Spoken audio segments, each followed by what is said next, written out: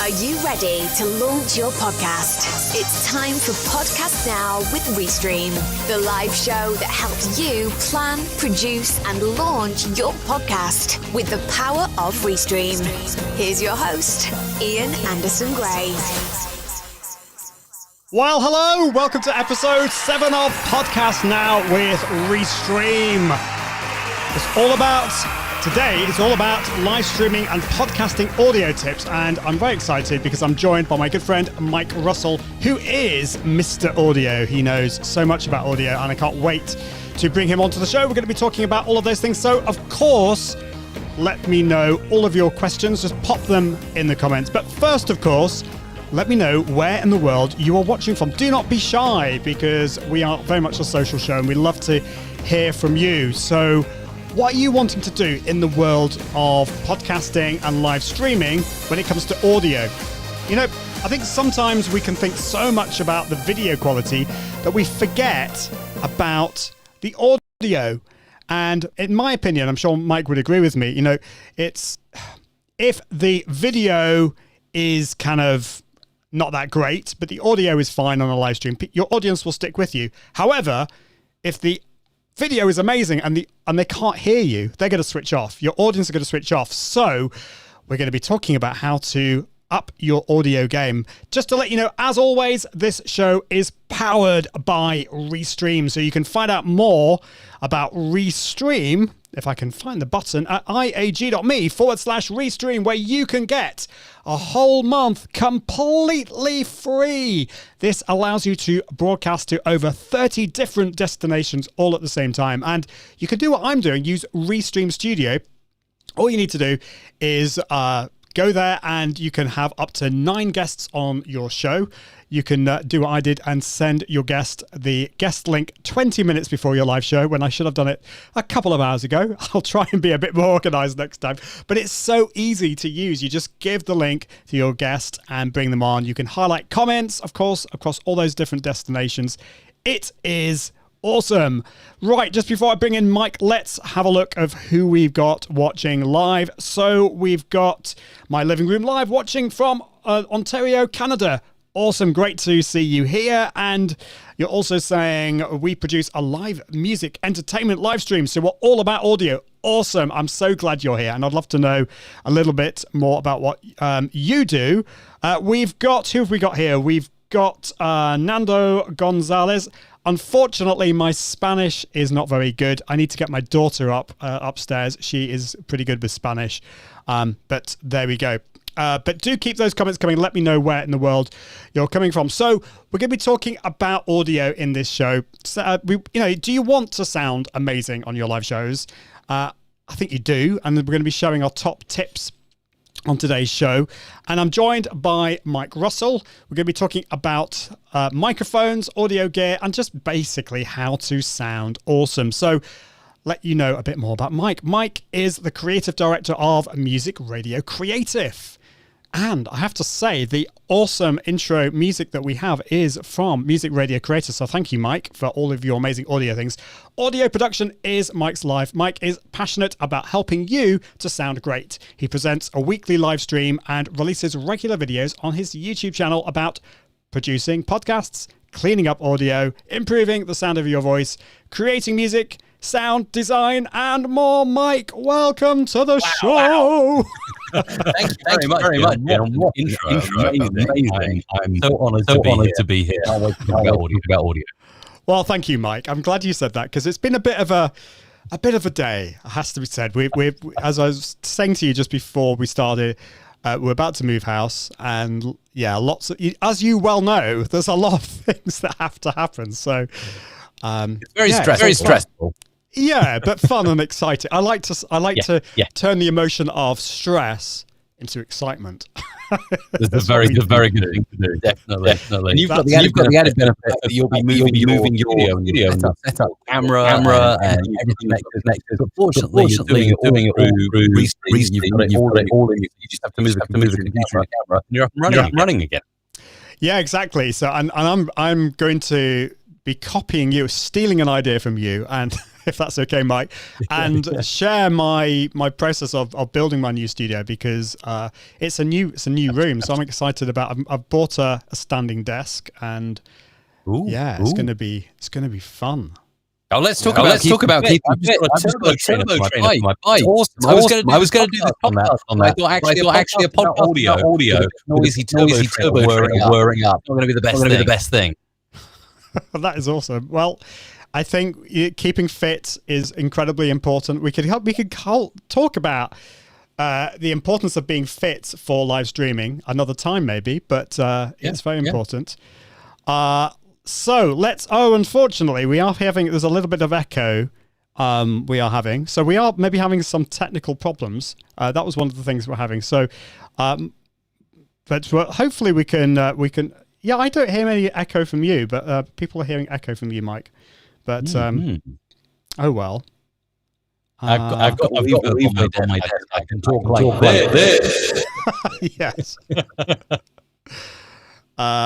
Yeah, that's what Chris Moody is saying. Maybe it's a special effect. Couldn't it? Yeah. Okay. Well, maybe, Mike, you can kind of look down at your mixer and see if there's a few other settings that you can tweak as we go along. But, that's what we get sometimes on live streaming. Sometimes things don't go according to plan, do they? You have to keep carrying on. Exactly. So, but I really appreciate you coming on the show, Mike. And Mike has helped me so much with audio over the years. Whenever I've got a problem with audio, I ask Mike. He's my go-to person. You must be fed up with me now, Mike. But no, not at all. I love it. Absolutely love help. So you've got a great. You'll probably have to again when you move. Because as you know, every different room has different sticks, different needs. If you have the same gear, you'll have to tweak it to get it sounding just right for the new room that you're in. And hopefully your room will be a shoebox shape. So essentially, probably an acoustic dream. If you've got big glass windows or an L-shaped room or anything like that, you're going to be in trouble. Well, not necessarily in trouble. You can do something. You can get some nice sound tiles, acoustic tiles. It's just more of a challenge. What kind of shape is your room going to be in the kind of rectangular? It's relatively small, but it's rectangular. Yeah. Fantastic. So you will be excellent. You'll be good. Yeah. Well, I might be contacting you. We'll see. Oh, that's good. My living room. Sorry, let me get this right. My living room live says, "Yay, it's fixed." So that's good. I don't think you did anything, but no. I did do something on my end. I clicked on, so in Restream, there is in audio, this is under advanced settings. I don't normally switch this on, but it was obviously helped. Echo cancellation and noise suppression. So there we go. I'm glad we fixed it. So whatever, it's just sometimes these happens, and actually it's a good just briefly with Restream Studio, it's great that you have those features. Often you don't need those features, but the other thing that you can do is I can put Mike's audio down. So Mike, you just say something. What did you have for breakfast this morning? Well, actually, I had Weetabix, and it was a very interesting episode because we've recently got chocolate Weetabix with little chocolate chips in, but I much prefer the original Weetabix. 2 of those standard token biscuits with banana chopped on top and some soya milk or almond milk will do me just perfectly. Very, very nice. I'm impressed. Well, I don't know whether anyone else saw that or heard that, but I put your audio down. I kind of decreased your audio through that and then up again. So you can do this in Restream Studio. So if your guest is too quiet or too loud, you can adjust the volumes. So that's good. We've got lots of messages here about the fact that we've fixed it, and I like this. This is great from my living room live. So it's like an ad for how easy it is to use Restream Studio to eliminate issues. I promise you, this was not deliberate. I promise you, it wasn't. It's all live. Things go wrong live, right? Yes, that's part of it.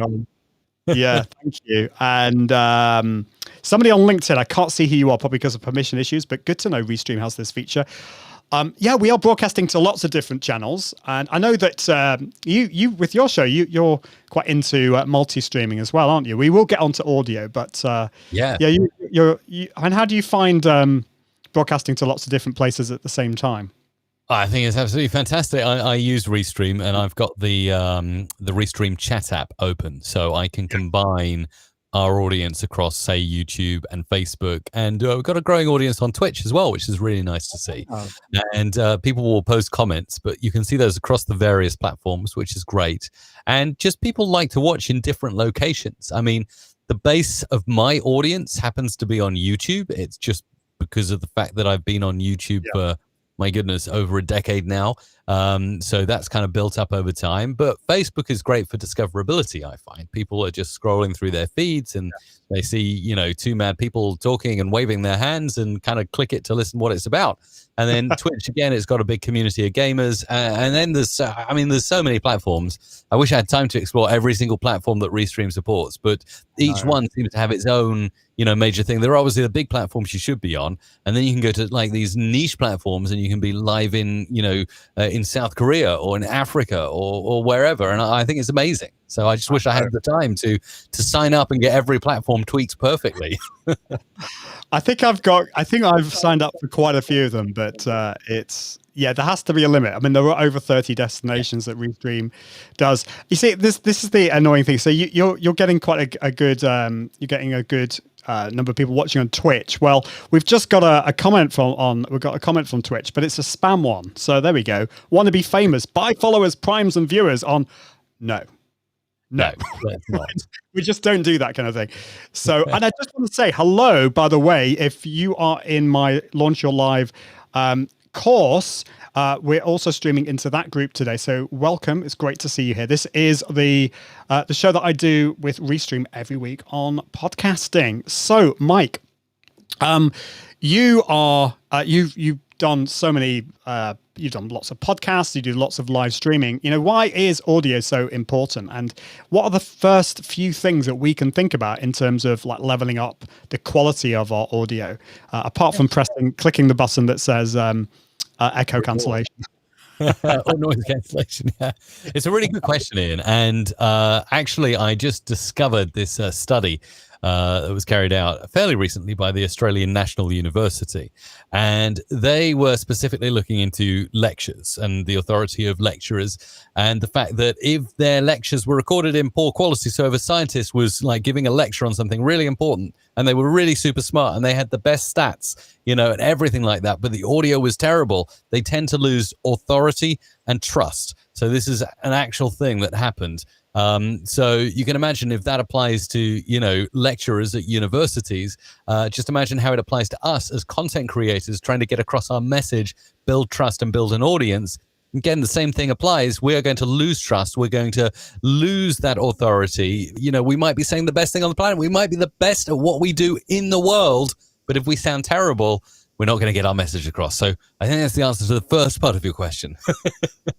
Thank you, Mike. Yeah, I think I would agree with you. And I think maybe video is important if you're scrolling down the feed, particularly on Facebook, and if like the videos might kind of, if it's really good, it might kind of like pop out at you and you click on it. But then if you want to get people to stay with you, the audio obviously has to be really good quality. And I think that's what we all want, isn't it? We don't want people just to watch us for a couple of seconds. We want people to listen or watch for as much of our shows as possible. We want that retention rate to be higher. So yeah, thank you for that, Mike. And I actually can't remember what the second question was that I was going to ask you. Maybe some tips on sound better, or how can we start? Yeah, it was how. Thank you. I'm glad you're on the ball today, Mike. I'm absolutely not blaming you. I know what moving house is like. Yeah. I can just run with it. And now Mike is going to take over the show. But yeah, I'll interview myself. So Mike,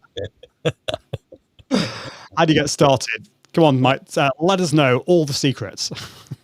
Yeah, so like the very first thing is hopefully you'll have got yourself a nice microphone. It doesn't have to be super nice. We're not talking $1,000. $100 to $200 generally is a sweet spot. And, so that is where I would get started. It can be USB or XLR. We could talk a bit more about the different connector types if you like later. But the biggest tip I can give you is just get closer to a microphone. So That's not always good if you're doing a show that's video based. You don't always want a big mic in front of you, but you can make any mic, even a $1,000 microphone, sound terrible by just getting further away from it. And if you're in a non-sound treated room, it really is going to sound bad. It's the same if you pick up your mobile and you're in selfie mode, it sounds good. Whereas if someone's filming you and holding the mobile, from a couple of meters away, it's going to sound a lot worse, particularly if you're in a room. So just get close to that microphone, get microphones positioned close to you. Yes, obviously condenser and dynamic mics, these big style mics are always going to sound the best because you're like, I'm literally on top of this. So, I can sound a lot worse if I move further away. But then if you don't want a big mic, you can have a shotgun mic, which is like this long, thin tube that can be just off the screen, or a lapel mic, which can be on or under your clothing. So there are ways around this, but proximity to the microphone, I think, is really important.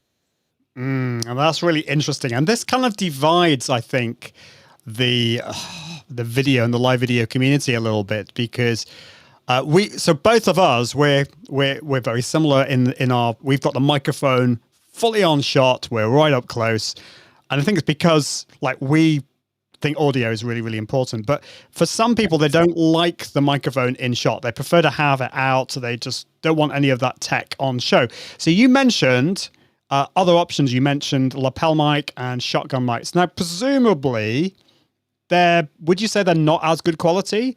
Maybe take us through, are they okay? And, what could we look for when it comes to either a lapel mic or a shotgun mic?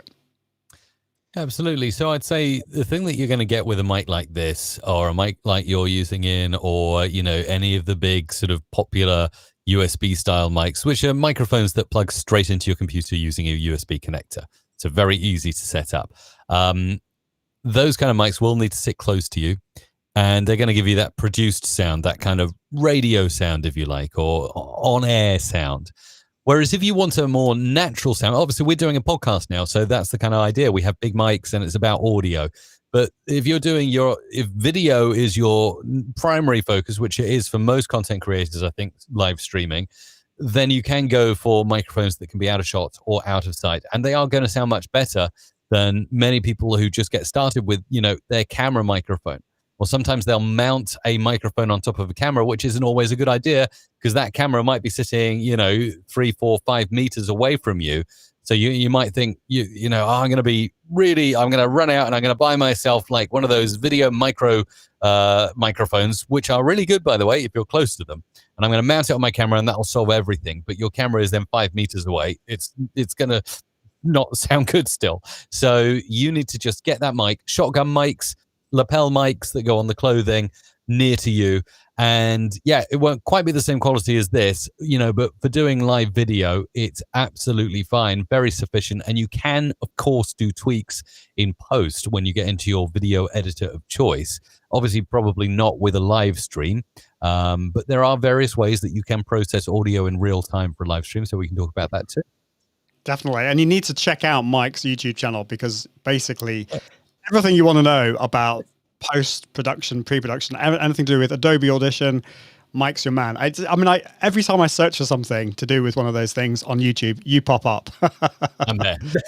Thank you. There. Right. It's Mike telling me what to do. So that's great. And what we talk about mainly on this show is the idea of starting with a live stream and then repurposing that into a podcast. So I think if you do start with really good quality audio, and so I think that having it in shot, a nice microphone, we can talk about the differences between dynamic and condenser mics maybe and USB and all that kind of stuff. Yeah. But I think starting off with really good quality is important. Now, I can see Chris Moody's asking a question, and this brings us on nicely to the whole USB versus XLR thing as well. So maybe you could answer both of those things. But Chris Moody is saying, does putting the microphone through an audio mixer make it better than a straightforward USB plug-in? So I suppose the question is, do you just go for a simple USB microphone, or do you go for a microphone that you can plug into a mixer? Does the mixer itself help?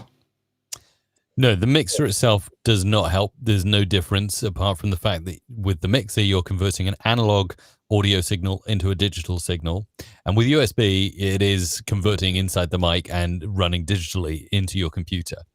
But saying that, if you're using, a traditional mixer, you might have some knobs on there for EQ. You might have some knobs on there for compression. And you also have the possibility to insert other hardware, such as a microphone processor, in between the microphone and the mixer/audio interface that will convert that analog signal into digital. So you can do lots of real-time processing with traditional XLR connections that you can't really do with USB. You can, but it would have to be software-based processing. And some of the modern USB microphone vendors now are actually releasing their microphones bundled with software that specifically does this. I think it was PreSonus recently that released a microphone, and it comes with it literally comes with a button for presets on the mic, and that's connected to a piece of software that has like a broadcast preset and an echo preset and, all of that good stuff, male voice, female voice. So yeah, I mean, you can process with both. Just remember, USB, you'll be processing software. So make sure you have the computer hardware that can handle that, good CPU. Whereas analog, which is the way I like to work, it can all be done by boxes that you can buy and set up, and they're not gonna, if your computer crashes or glitches, it's not gonna go wrong because there's real-time live audio processing. And I think, I don't know about you, Mike, but I think I like to kind of take as much processing power away from my computer, because my computer can already overheat, if you're doing live streaming and all this other stuff. So I think it's probably good to do some of that outside. Do you need to get like a really expensive microphone then? Because I think you can get microphones that have USB and XLR. So you could maybe start off with USB, and then if you want to then buy a mixer later, you could use the same microphone later on. I mean, what would you suggest for microphones for people who are just getting started? That's a really good idea. I really like what you said there, Ian, about the USB XLR combo.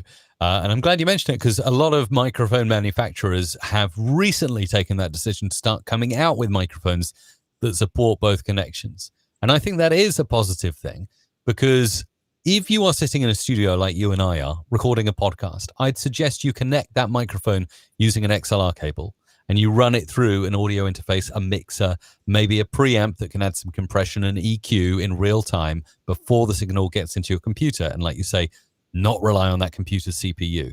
But then you have the added benefit of a USB connector, which then allows you to go out and about and record things with the same microphone using just a USB wire, which is really cool.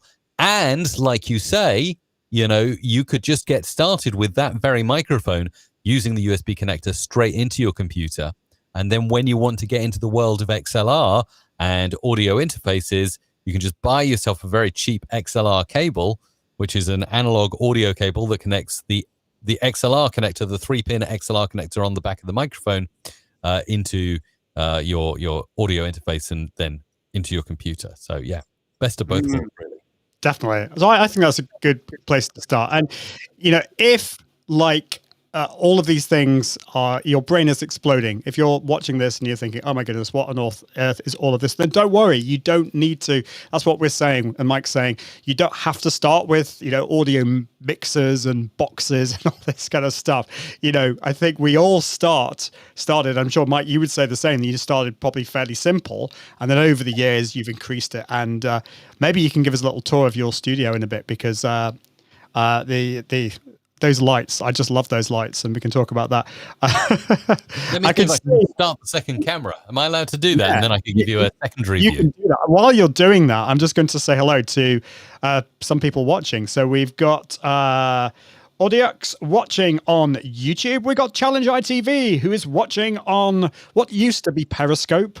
And is now Twitter. So great to see you. Hello, Ian and Mike. Sorry, joining late from Twitter. You don't need to apologize. And also saying, for your information, I have bought a Rode Mini USB, amazing piece of gear. Actually, you've corrected yourself. It's the Rode NT Mini. Good option with Rode Connect. Awesome. And you've also got a question for Mike. I'm going to ask Mike that question in a little second.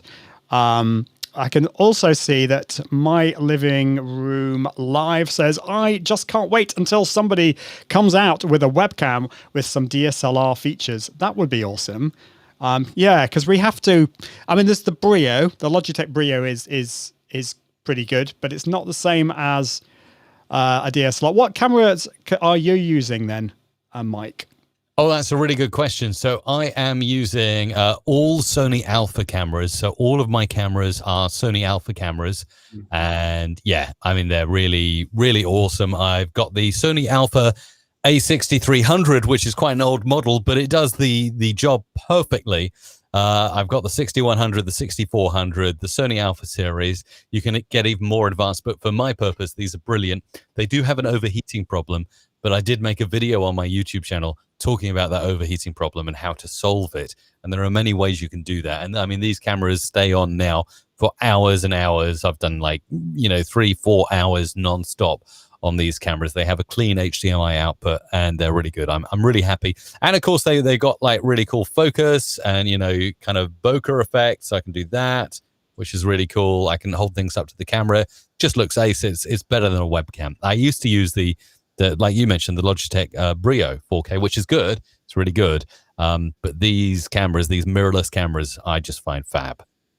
Yeah, and My Living Room Live says, I'm with you on this one. Would like to pick up Sony A cams, but just not in the budget for this year. And I've got a Canon M50 camera, which is fine. It has its issues, I think. And I think if I was starting again, if I had the budget, I would be absolutely getting one of these Sony Alpha cameras. I think that's the next thing though, Mike. I'm going to come back to you about the overheating problem and also solve that. So yeah, have you got your cameras then all sorted? Can you give us a little tour?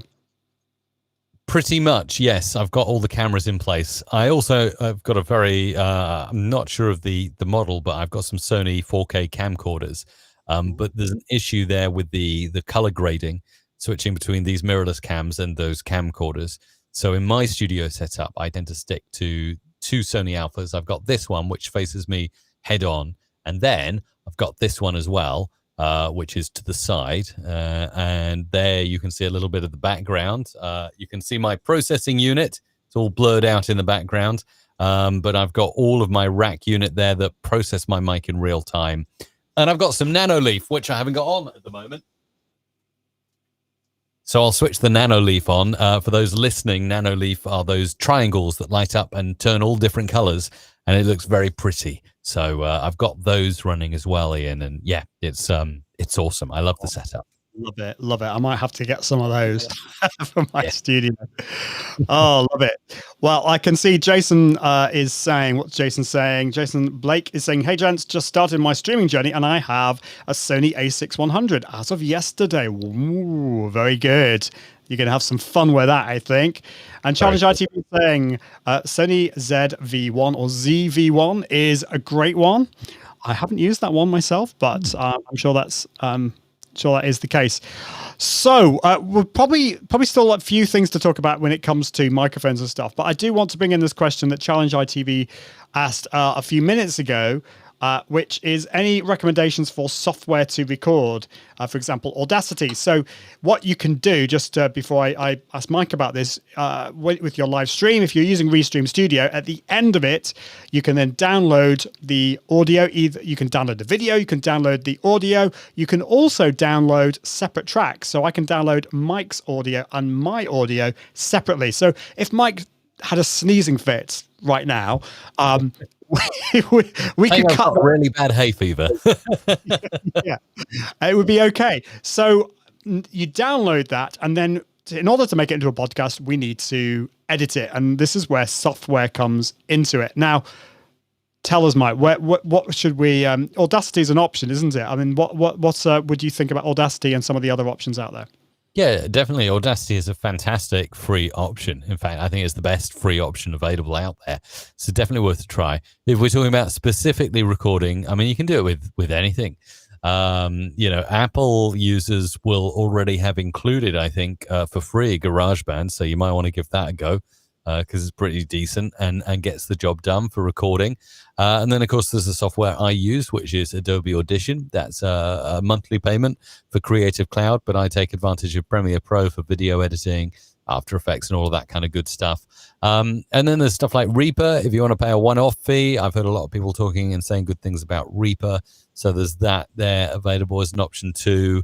And yeah, just basically do your research and see what you come up with. But I'm using Adobe Audition myself. Yeah, love Adobe Audition. And there's another one which I haven't played around with much myself, but our friend Colin Gray has got this one called Alitu as well, which I think is an editor in the cloud. So there's other options as well. But yeah, like you, I think I was kind of dragged kicking and screaming towards using Adobe Audition. I'm really glad that I did it. There is definitely a learning curve, but I'm glad that I did learn that, because there's so much about it that once you learn the basics and you get into a routine, it's actually fairly straightforward. You just need to learn. There's that initial stage that you have to go through. My living room live. I love this from you, but like the topic would imply, great to have incredible visuals, but poor audio will make it unwatchable. So yeah, I would agree. I think focus on the audio first. Particularly if you are looking at turning this into a podcast, that is absolutely the most vital thing. It doesn't matter how many cool things you've got in your background if your audio isn't great. But in Mike's case, you've got awesome audio and an awesome background as well. So thank you. Jason's asking, this is more of a video question, but we'll see if we can answer this. Is there a clear difference between 720p and 1080p when streaming? I'll answer just briefly, and I'd just love to know what Mike thinks about this. First of all, not all streaming destinations support 1080p. YouTube definitely does, but LinkedIn Live doesn't. Facebook Live either does or it doesn't, depending on whether your page supports it. So in some cases, you can't even get 1080p. I would say when it's sometimes good to stream in 1080p, because the recording that you'll get at the end of it will be in 1080p. So for repurposing, it's good. But do you broadcast in 1080p, or do you go the whole hog and go 4K, Mike? No, I'm still 1080p at the moment. I don't really notice a great deal of difference between 1080p and 720p. I think you'd probably notice if you were watching on one of those big widescreen TVs, you'd probably pick up that 720p is a little more grainy. I think it's also got to do with bitrate, hasn't it? Like usually YouTube says, 6,000 kilobits per second for 1080p is the standard, whereas it would maybe be half that for 720. So you're kind of halving the quality in a way. And 4K, I'm determined to do it at some point, but I need a really smooth, well-oiled system. So I need a really good card. The issue I have with 4K is not the ability to do it now, because I have 4K cameras. Although saying that, they probably have more of a heat issue if I set them to 4K. So I'm not sure about that. I've got a gigabit connection, so I can easily stream 4K up. But the issue I have is really hardware and finding the right piece of hardware to switch between 4K. What I've come across with many capture cards is that they tend to introduce a longer delay when you're capturing 4K. I don't know if you experienced that yourself, Ian. And then you kind of go out of sync, and then your lips are moving, but the speech is delayed and stuff. Have you experienced that? I haven't done 4K really. I'm kind of, my computer is, let's not talk about my computer. I've had computer problems. But yeah, it's something I want to think about in the future. But yeah, I think I would say most people are probably fine with 720. But if you can cope with 1080, then do it. 4K though, yes, you need to have the right tech. Yes. Anyway, let's go back to audio. And so we've got a good microphone.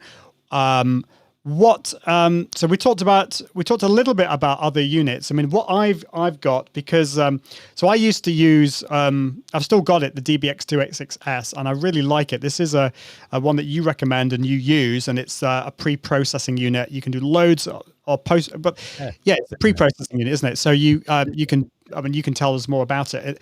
And I really liked it, but I don't know. I just went over to the dark side, and I got a Rodecaster Pro, and I really like it. And it's processing included. Yeah, and it's great. It's great, but there's loads of different options. Some of them, I mean, the Rodecaster Pro is relatively expensive. It's about $500 or $600 dollars or pounds. So there are cheaper options. Can you take us through some of the options for us who want to obviously do live streaming, but where audio is really important, and we want to make podcasts from our live streams? So hardware equipment that will help you to sound better. Yeah, basically. So you got your microphone, but what else would you recommend? Yeah, so really a couple of things there that you mentioned, Ian. Definitely the DBX286S is great if you have an XLR connected mic. You can take the XLR connector, plug it into the back of the DBX, and then the output of that can go into your audio interface. What a DBX286S? It's called a microphone preamp and processor. So the preamp essentially powers your microphone and makes it a bit louder. And then the processor part adds compression, so that kind of levels out your voice to be at a consistent volume. Then it'll do things like de-essing, so it'll knock off some of that high end that can be quite annoying sometimes, the sibilants. You've got EQ, so increasing the high for crispness, the bass for more boominess, and it also has a noise gate included, which of course will cut off any audio that falls below a certain volume level. So there it is, in showing it there. It's got loads of knobs and dials. You just tweak them as you wish. If you want to go digital, Rodecaster Pro is another option. That's a bit more than the DBX. DBX, I think, is around $150, $200.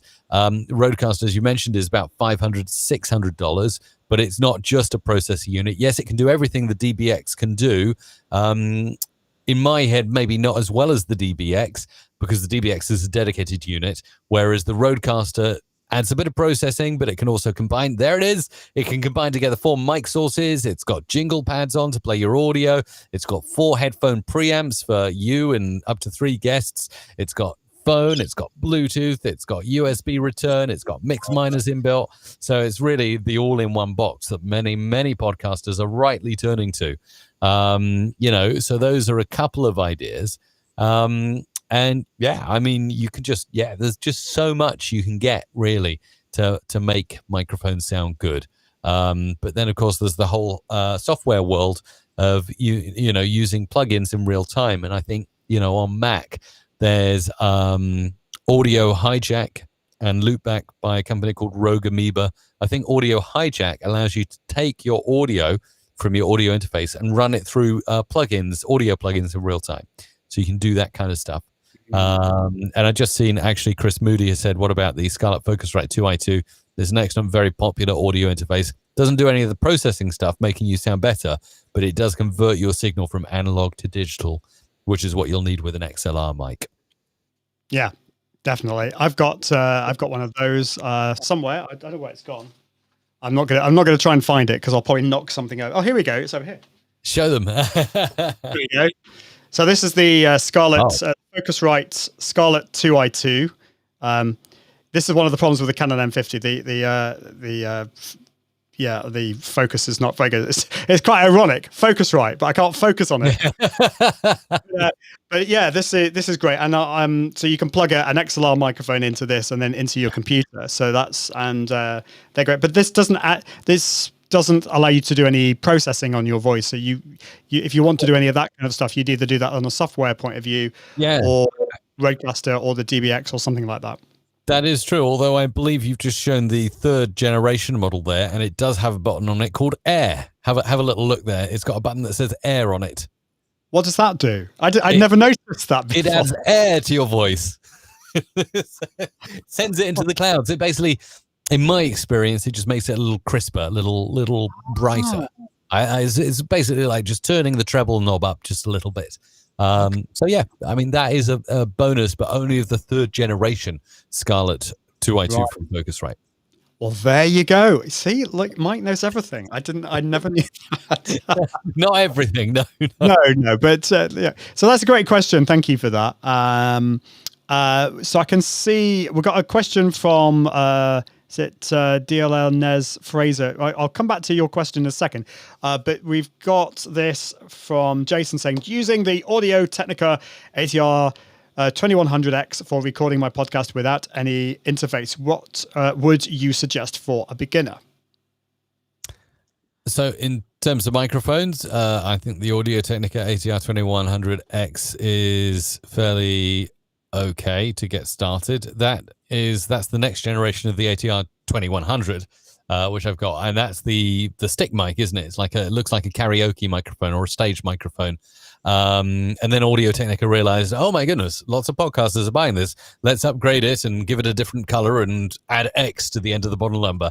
And it's done really well. I've used it, I've tested it, I've tried it out, and definitely the audio quality is not as great as more expensive mics. So it very much is an entry-level microphone. So for a beginner, if you want to sound good and stick with USB, you might want, someone earlier on in the comments I noticed mentioned the Rode NT Mini, which is a good USB microphone. So is the Bayer Dynamic Fox. That, in my opinion, is an excellent USB microphone. If you want my personal opinion there, Bayer Dynamic Fox. But also there's the Blue Yeti, which is perfectly capable as well. So what was so let me just type in that in the comments. So how do you spell that? B-E... Oh, I can do the focus thingy. Hang on. You spell it. Oh no, hang on. It doesn't. Does it have? Oh, yeah. Bayer BEYER DYNAMIC.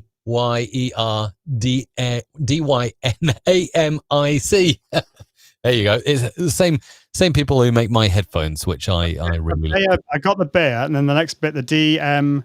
Dynamic, as in dynamic. D-Y-N. Yeah, dynamic.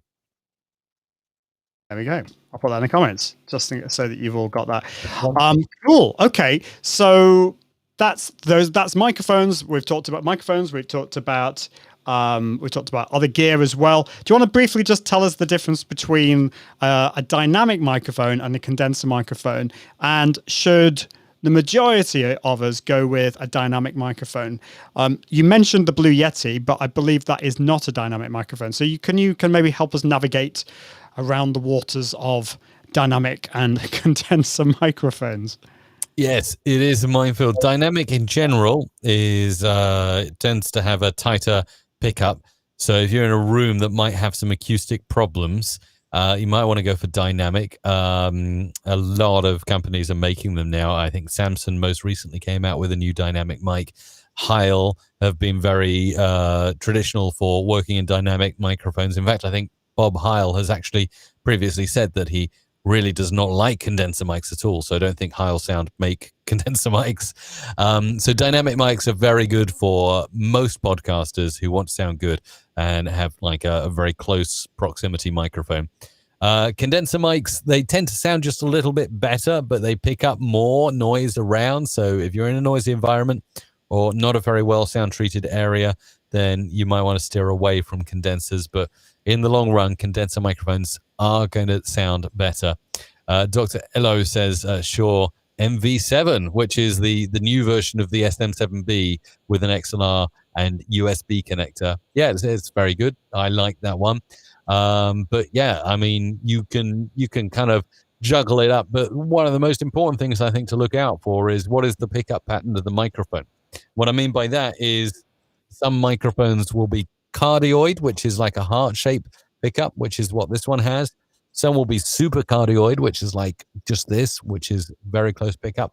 And some will be like omnidirectional, like the Blue Yeti. Like I think they should change this in the future because they have a knob that changes the pickup patterns. Most people get confused and don't know what setting to put it on. So, if it's on omnidirectional, it means the microphone is picking up audio all around it. So all the echo and noise in the room will be picked up. Whereas you want to really be in cardioid, super cardioid mode to sound your best. Thanks for those tips. Really important. And that's one of the things with the Blue Yeti. I normally have my Blue Yeti here, but I think Helen, my wife, has nabbed it for her Zoom meeting earlier on today. And it's a great microphone, but I think so many people use it incorrectly. And they either put the gain up and put it too far away. So it kind of, it picks everything else up, including your tapping on the desk and on the keyboard. And as you say, the pattern, it's really cool. It's one of the cool things about the Blue Yeti. You can change the pattern, but a lot of people have no idea what it is. And so they're going to, put it so it's picking up everything, including the kids downstairs watching Netflix and all that kind of stuff. You bet. Yeah, which you don't want. My living room live is saying, what's this about? As musicians, we use the tried and true Shure SM57 dynamic mic for vocals. Awesome. Yeah, I've used it's the SM50. Is it the SM58 I've probably used? There's an SM58, isn't it? Yeah, I think there is. Yeah, I think they're quite similar. The handheld stage mics. They're traditional for bashing them against the wall and still working, apparently. Yeah. Oh, maybe that's she's corrected that, the Shure SM58 for vocals. Yes, I've used that. And the thing about those is that you can drop them. I mean, I wouldn't advise it, and they survive. Quite rugged, which is great. So yeah, I mean, I would say, find out first of all, you need to work out what your budget is, but also think about your what you can afford now. And maybe, obviously, as over time, you can add extra bits. So if you go for a microphone that maybe is USB for the time being, but also has XLR, you can then get your mixer later and your processor, your preprocessor, and all the other stuff, and then upgrade your camera. And it's never ending. It's just never ending. What's the next piece of kit you're going to get, Mike? Is it upgrading your capture cards, or is it something else more exciting? Oh my goodness. Gosh, there's lots of equipment that I'm into at the moment. I'm just trying to think about the next piece that I'd like to get. As you can probably tell, I'm quite a fan of LED lights. I just find LED lights fascinating. So nothing to do with audio, but everything to do with visuals. And it hasn't helped that the last couple of days, well, certainly where I am in the UK, has been Amazon Prime Day. And they got all the LifeX and the Hue strips and everything on offer. And I'm like, I don't need any more LEDs in my life, but I'm sure I can find somewhere to put them. A little aside there. Yeah. Oh, dear, I know. I bought 6 Philips Hue bulbs yesterday for the new house, because they were half price. Like, So yes, you mentioned, we are going off topic, but you mentioned that you're getting into the Philips Hue ecosystem. How are you finding it? Oh, it's great. It's great. I always found them I just thought they were offensively expensive. And then when you get them in a deal like that, you think, oh, go on. And they're really cool. And we have we have the sunrise effects in the morning, and there's even an app. So we are completely digressing here, but there's a thunderstorm app. I don't know if you've come across that. I haven't tried that. And it has the thunder sounds, and the whole house kind of has these blue flashes, and it's great fun. Oh, I have to get that. It's great. Awesome. Now, I saw a question before, and I'm so sorry. I saw the question. I said I would come back to you, and I never did. Slap me on the face. So, this is from, is it Dialnez Frazier? Sorry if I'm pronouncing your name wrong. Just hopped on. I need to upgrade from streaming from my iPad to a camera. I'm using Restream. Any suggestions? So you've used, presumably Facebook Live or something like that on your iPad, and you're wanting to use a camera connected to your computer. What would you say? I know we're talking about audio, but since we've digressed, we can talk about this as well. Why not? Yeah, absolutely. Well, you mentioned very well earlier, I think, the Logitech Brio is a good 4K webcam. Also, traditionally, if you're streaming in 1080p, the Logitech C920 has been pretty decent. But yeah, I think, as I mentioned earlier on, I'm using Sony Alpha cameras. The 6300 is what you're watching me on here. I'm also using the 6400 over there. And we've got a 6100 as well, and they are really good. I really like them. Yeah, love them. I'm very jealous, but you don't have to start off with that. I think I don't know about you, Mike, but I mean, I certainly started off with the Logitech C920. I used it for many, many years. It was absolutely fine. I didn't really get on with the Brio. I had some technical problems with the Brio, but it might have just been my one of it. And then, so it just depends on your budget. Start off with something that you can afford, and then over time, you can then upgrade. Of course, with those cameras, with the Canon cameras, you can't just plug them directly into your computer. You need a capture card, something like the Elgato Camlink or something similar to that, so that you can plug it directly in. Dr. Elo is saying Team Sony. So yeah, I'm currently Canon, but I'm probably going to be going over to Team Sony at some point. Do you say Sony or Sony, by the way? Because I had an argument with somebody recently, and they say Sony. Sony, yeah, they said to me, no, it's Sony. I thought, No. It's like GIF and GIF, isn't it? But yeah, exactly. I don't know. Maybe it's a Japanese company. Maybe we need to actually find some of their corporate content from Japan and see how they pronounce it in Japanese, and then maybe it's going to be corrected. Maybe. I don't know.